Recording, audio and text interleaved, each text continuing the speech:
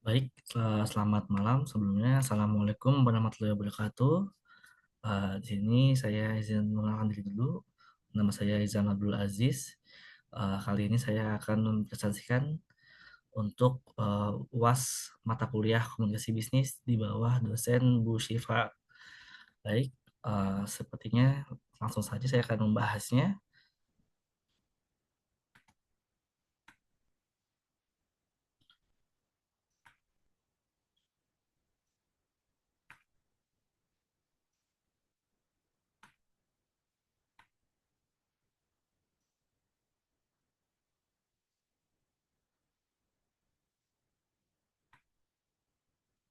Izin apa mungkin sudah terlihat? Semoga sudah terlihat ya. Sebelumnya saya akan membacakan dulu di sini. Yang pertama adalah soal ujian akhir semester untuk semester genap tahun ajaran 2024-2025 untuk mata kuliah komunikasi bisnis kelas AK404 dengan dosen pengampunya yaitu Bu Syifa Fatimah Zahro. Sini soal ujian akhir semesternya saya bacakan. Yang pertama itu dari hasil tugas komunikasi bisnis yang telah Anda kerjakan. Yang pertama, saya dibuat untuk PPT yang berisi pembahasan dari 3 kasus pada tugas tersebut. Selanjutnya, mempresentasikan PPT tersebut dengan Zoom dan direkam. Yang ketiga, unggah hasil rekaman Zoom tersebut ke YouTube channel masing-masing. Yang keempat, lampirkan link YouTube tersebut di lembar jawaban dengan format Word. Dan yang terakhir adalah unggah file PPT yang dipresentasikan ditambah dengan file Word yang berisi link YouTube di LMS. Untuk ketentuan video sendiri, di sini durasi video adalah 10-15 menit. Suara jelas dan tidak samar. Untuk suara ini semoga terjelas ya Bu ya. Soalnya mohon maaf Bu, sound di laptop saya ini memang agak sedikit rusak. Jadi apabila sama-sama nanti uh, beritakan saja ke saya akan mengulangi lagi Bu. Baik, yang ketiga adalah berpakaian rapi ketika berpresentasi. Semoga pakaian saya ini cukup bisa dikatakan rapi ya di mata Bu Syifa. Baik, selanjutnya karena ini pembahasannya adalah terkait dengan tugas, saya akan membacakan lagi tugas mata kuliah yang dimaksud. Di sini soal tugasnya, yang pertama itu adalah membuatlah surat untuk mengkomunikasikan situasi berikut. Yang pertama itu komunikasikan pengumuman PHK, pemutusan hubungan kerja. Yang kedua itu keputusan tidak membagikan bonus akhir tahun karena perusahaan mengalami kerugian besar dan harus melakukan efisiensi untuk mengurangi kos. Yang ketiga adalah keputusan terkait penundaan promosi bagi seorang karyawan karena kinerjanya tidak mencapai standar yang ditentukan perusahaan. Yang kedua itu analisis masing-masing bagian surat tersebut dengan strategi penulisan menggunakan pola tidak langsung yang terdiri dari buffer, reasons, bad news, and closing. Dan yang ketiga, secara mandiri, pastikan jawaban tidak mengandung informasi konfidensial dari perusahaan tertentu untuk menghindari terjadinya pelanggaran privasi dan penyalahgunaan. Berkaca pada poin tiga tersebut ini, Bu, izin saya kemarin melakukan tugasnya itu ini dengan nama PT Terong Panjang Strong ini saya asal ini bias karena berkaca dengan poin tiga tadi takutnya menggunakan perusahaan yang resmi ada yang kurang berkenan di hati perusahaan tersebut atau gimana ya kan nggak enaknya. Langsung saja di sini saya membuat contohnya pada tugas tersebut yaitu uh, PT Telong Panjang Serong yang beralamat di Jalan Panjang Umur nomor 99, Jakarta, Jakarta dengan nomor telepon 021 777 999 dengan websitenya www.telongsrong.co.id pada 14 Juli tahun 2025. Di sini saya akan membuka suratnya. Yang pertama itu kepada yang terhormat, kepada seluruh karyawan PT Telong Panjang Serong di tempat, dengan hormat, sehubungan dengan kondisi terkini yang sedang dihadapi perusahaan, kami sampaikan beberapa informasi penting terkait keberlangsungan operasional dan keputusan manajerial yang telah diambil dengan penuh pertimbangan dan tanggung jawab. Nah, di sini langsung saja ke soalnya ya Bu ya. Di sini saya mencoba membuat surat PHK. Langsung saya bacakan saja ya Bu. Yang pertama, pengumuman pemutusan hubungan kerja atau PHK. Di sini saya menulis yaitu sebagai berikut. Sebagai bagian dari penyesuaian strategi bisnis akibat menurunnya permintaan pasar dan meningkatnya biaya operasional, perusahaan terpaksa melakukan restrukturasi dalam beberapa divisi. Sini saya menganggapan bahwa ketika perusahaan itu produksi itu pasti untungnya dari permintaan pasar ya Bu ya. Dan juga apabila biaya operasional itu makin tinggi, kemungkinan biaya-biaya lainnya harus diturunkan. Salah satunya adalah biaya belanja pegawai atau biaya gaji. Baik, lanjut lagi. Sini kami memahami bahwa situasi ini tidak mudah, baik bagi perusahaan maupun bagi karyawan yang terdampak. Namun, keputusan ini diambil sebagai langkah terakhir sebagai mempertimbangkan berbagai alternatif, termasuk pengurangan biaya operasional dan non-operasional. Ini saya salah ketik ya, maaf ya, Bu ya. Tidak kebaca. Baik, dengan berat hati kami umumkan bahwa mulai 1 Agustus 2025, beberapa posisi di unit produksi dan distribusi akan diberhentikan. Bagi karyawan yang termasuk dalam daftar tersebut, HRD akan menghubungi secara langsung untuk menyampaikan detail hak-hak yang akan menerima sesuai dengan peraturan ketenaga kerjaan yang berlaku. Di sini, mengapa saya tulis seperti itu? Karena selaku HRD ataupun manajemen pasti akan bertanggung jawab dengan bawahannya dengan memberikan penjelasan mengapa mereka di PHK dan juga akan memberikan hak-hak yang seharusnya mereka dapatkan. Selanjutnya, yang kedua itu adalah keputusan tidak mengembalikan bonus akhir tahun. Saya lanjut baca ya, Bu. Kami sangat menghargai dedikasi dan kerja keras seluruh karyawan sepanjang tahun ini.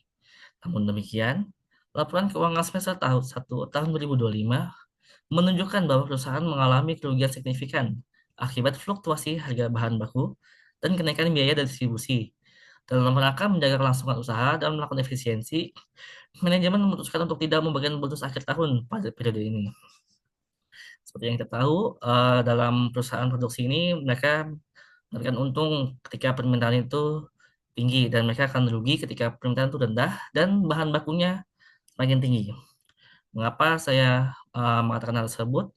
Karena itu terjadi di lapangan ya Bu ya. Selanjutnya, keputusan ini diambil dengan sangat berat.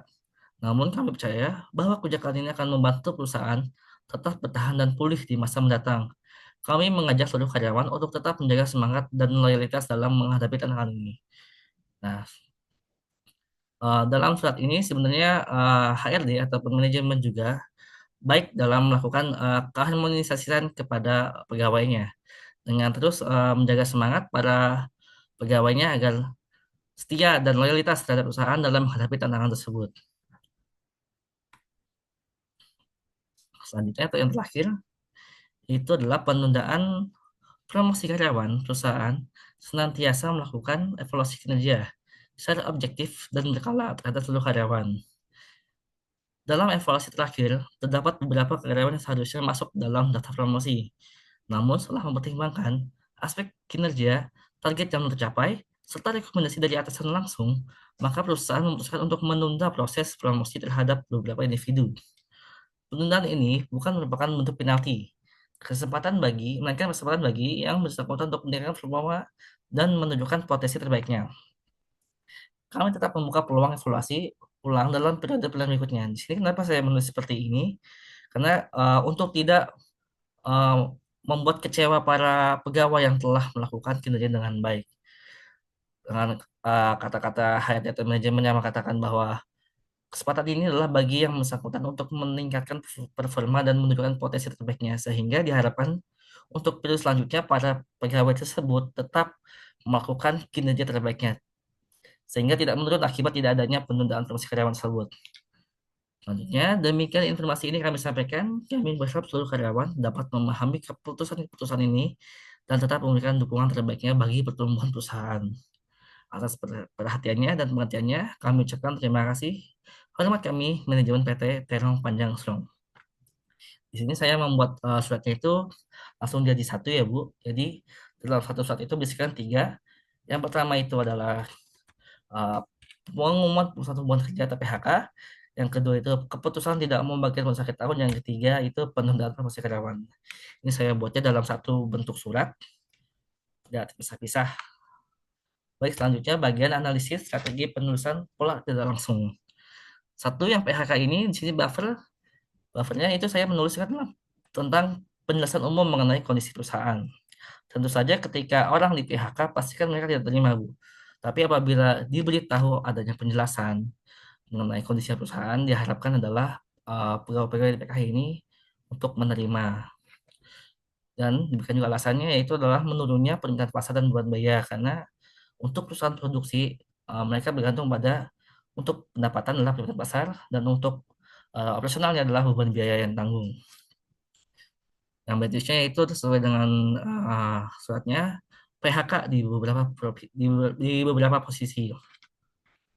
Untuk closingnya adalah hak hak karyawan yang akan diberikan dan HRD akan mendampingi. Nah, di sini adalah tanggung jawab manajemen atau HRD selaku eh, penanggung jawabnya karyawan-karyawan tersebut, sehingga tidak melupakan hak-hak apa saja yang akan diberikan kepada karyawan tersebut. Dan HRD akan harusnya mendampingi. Selanjutnya, analisis yang kedua yaitu untuk tidak adanya bonus akhir tahun. Untuk buffer di sini dimulai dari awalnya ya Bu ya. Tentu adanya apresiasi atas kerja kerja keras karyawan yang telah mereka laksanakan selama selama minimal ya 1 bulan ataupun 3 bulan ataupun per semester ataupun per tahun. Tapi kalau di sini saya tidak membuat secara jelas, tapi Ibu bisa beranggapan seperti itu. Untuk desainnya adalah laporan keuangan menunjukkan kerugian. Beda dengan PHK tadi, ketika PHK tadi mungkin laporan keuangan juga mengandung kerugian, tapi ini lebih dalam lagi. Tapi untuk lebih dalam lagi untuk yang PHK. Sedangkan untuk yang bonus akhir tahun ini, karena ketika kita mau ngasih bonus akhir tahun, tentu saja ketika sudah lebih untuk ketersediaan kasnya, sehingga itu dapat diberikan kepada pegawai yang memiliki dedikasi tinggi dalam kerjaannya. Bad news-nya adalah bonus akhir tahun tidak dapat diberikan. Nah, tanda closing-nya adalah harapan agar tetap semangat dan loyal. Itu adalah harapan dari manajemen ataupun HRD kepada pegawainya agar tetap semangat dan terus loyal untuk bekerja. Yang ketiga adalah penundaan promosi bagi pegawai yang berkompeten. Di sini bahasanya adalah saya buatnya itu evaluasi dilakukan dengan secara objektif. Tentu saja dengan penilaian misalkan bulanan, triwulan, semester, atau tahunan. Yang jelas di sini nilainya secara objektif. Biasanya kalau di tempat saya ya Bu ya, promosi itu biasanya ataupun employee of the month ya Bu ya. Selain dinilai oleh atasan juga dinilai oleh temannya masing-masing. Biasanya adalah di sini saya mengumpamakan yaitu salah satunya adalah targetnya belum tercapai dan juga rekomendasi atasan. Bad newsnya sudah jelas sebenarnya promosi yang ditunda oleh karyawan tersebut dan closingnya adalah masih ada peluang evaluasi ulang. Nah, untuk evaluasi ulang ini adalah motivasi dari manajemen atau HRD selaku penanggung jawab untuk agar tidak karyawan tersebut itu lemah ataupun tidak semangat lagi dalam berkinerja secara baik.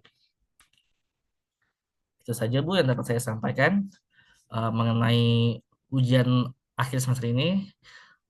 Itu adalah mempresentasikan tugas di komunikasi bisnis. Kurang lebihnya mohon maaf. Wassalamualaikum warahmatullahi wabarakatuh.